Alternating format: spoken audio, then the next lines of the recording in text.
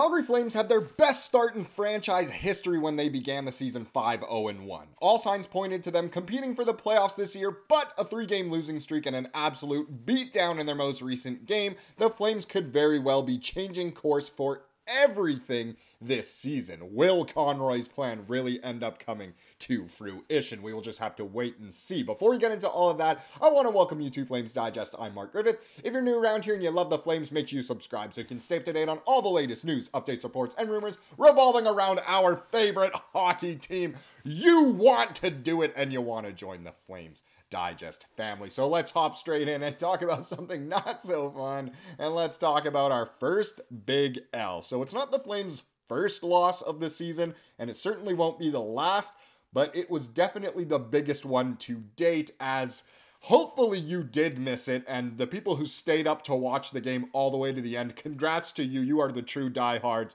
Yeah, in case you did miss it, the Flames lost 5-0 in Vegas last night. Not exactly the most pleasurable game to watch, and the score doesn't lie here. The Flames genuinely got beat so bad. They weren't better than Vegas in any facet of the game. Not a single one were they better, genuinely. Forwards, defense, goaltending, special teams, fan presence. Well, obviously it was in Vegas, but there were so many things that the Flames were doing wrong, and that Vegas was just so much better than them in. And it's honestly a bit of a concern in a way that it really does kind of change everything. We're going back to kind of the team people thought we would be, and maybe those plans will be the ones that do end up coming true. If the Flames can beat the small teams, obviously they did have some good wins against pretty good teams to start the year, but they also had wins against some not so great teams like Chicago, Philly, and of course Edmonton. So now that they have really played against some good teams,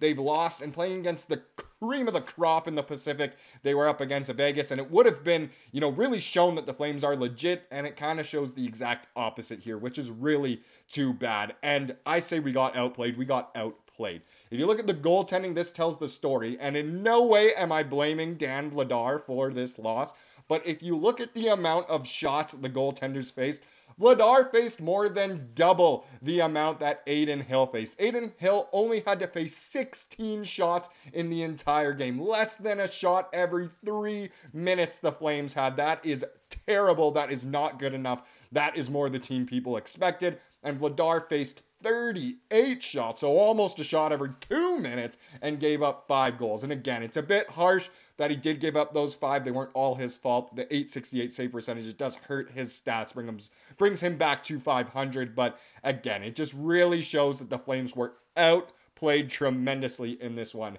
and it does kind of sting. But let's take a look at where do the Flames go from here. There's a lot of ways this can be talked about. Should the Flames continue to try and be the team that they, were through the first 6 games of this year? Or is it more so reality setting in, this is the Flames everyone expected, and it's actually coming? So a great way I thought to look at this and try to answer this question was with this article from Eric Francis of Sportsnet, everyone's favorite Flames writer. He writes, Flames face first test as early momentum comes to a grinding halt, and that is extremely true. Why was Eric Francis up at 3:09 a.m. writing this one? My goodness, buddy, don't you need some sleep? Either way, less than a week after their hottest start in franchise history, the Flames have now lost 3 in a row, all in regulation as well. It hurts. Outshot 38-16 and a 5-0 beatdown by the Vegas Golden Knights Monday. That thud you heard was the sound of the Flames' early momentum this season coming to a grinding halt. They're starting to look more like the team people expected them to be, hovering just above 500 at 5-3-1, which is still not a bad record. And don't get me wrong, I still think the Flames are a good team. They've got a lot of good players. It just depends which team shows up. There's been certain times where you think the Flames are the best team in the whole league, and there's some times where they look absolutely terrible. I bet the Wranglers would beat them, and I'm not even saying the Wranglers are bad, but they are in a league below. So either way, it's just tough. It's tough. It's a tough pill to swallow. I'm trying to stay positive and energetic throughout this all.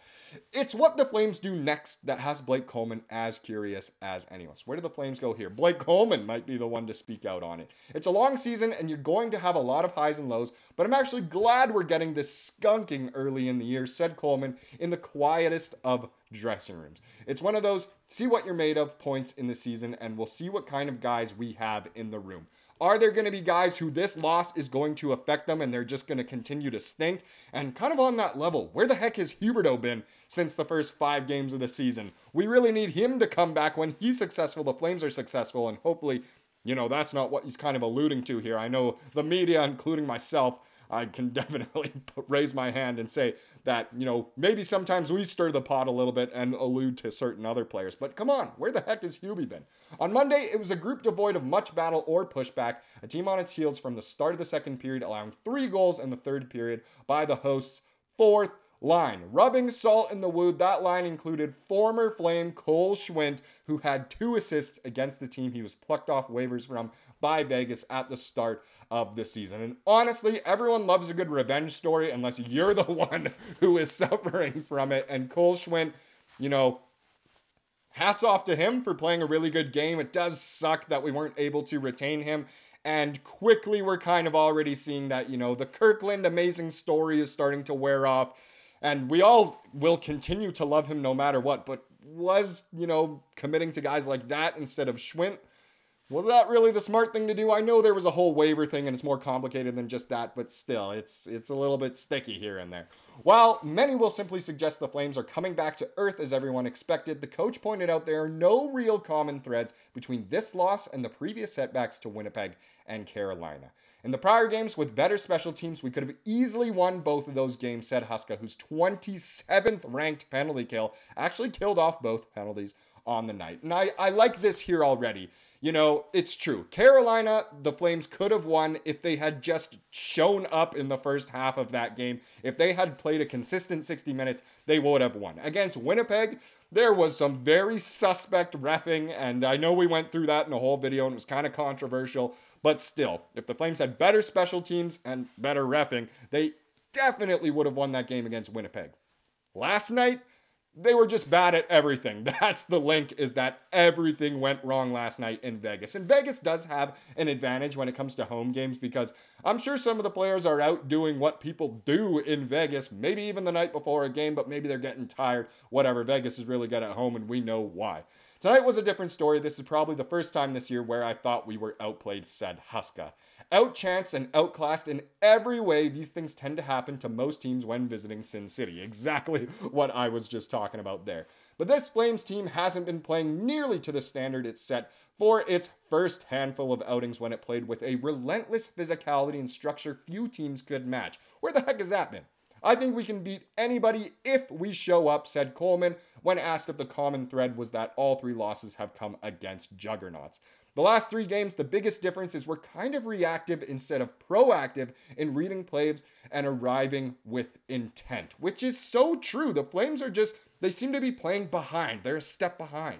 One step behind and halfway in type of hockey, and we're never going to win that way. It's going to be an all-in mentality with skating and being hard on pucks. The Flames need to get down to business. You can bet there'll be a more dogged bunch in Utah Wednesday when the team will be challenged up to their game in honor of Michael Backlund's 1,000th NHL spin. His 1,000th game will be the first one in Utah, and the first one in Utah for the Flames. How crazy is that?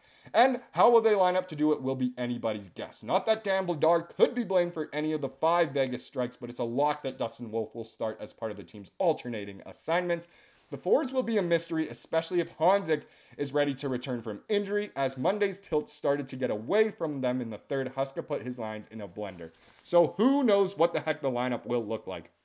We saw, Pospisil shift around. We saw Kirkland shift around. We saw essentially everyone shift around in last night's game. So again, it will be very interesting to see how the Flames are formulated to play in that game and what Flames team shows up. It could really change everything if this gets out of hand and they continue to play like they did last night. And that will kind of be, the plans for the future we've been talking about all summer long. But still, you want your team to be successful and you want to make the playoffs. We'll just have to ride it out and see what does happen. Now let's finish this one up with the comment of the day, as we love to do here on the channel. And this one comes from D. Chappelle27. He said, Mantha was signed to try and help get Hubie going with the possibility of turning him into a second-round pick at the deadline.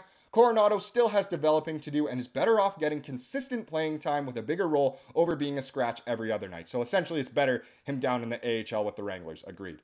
the agent basically pooped on another player, hated on another player, by retweeting fan tweets about a short-term signing for potential assets is ridiculous. And that's true. And the agent has already spoken out and said, no, I didn't even mean it like that. I just want what's best for the player, yada, yada, yada. He tried to kind of deny and apologize. And either way, I still think he's a good guy, just caught in a bit of a mistake. Maybe one of those passionate moments where you're retweeting. But either way, an interesting scenario. But I think at the end of the day, Coronado being sent down is what is best for both him and for the Calgary Flames. Thank you so much for watching this video. Please subscribe like we saw here today and have a wonderful rest of your day.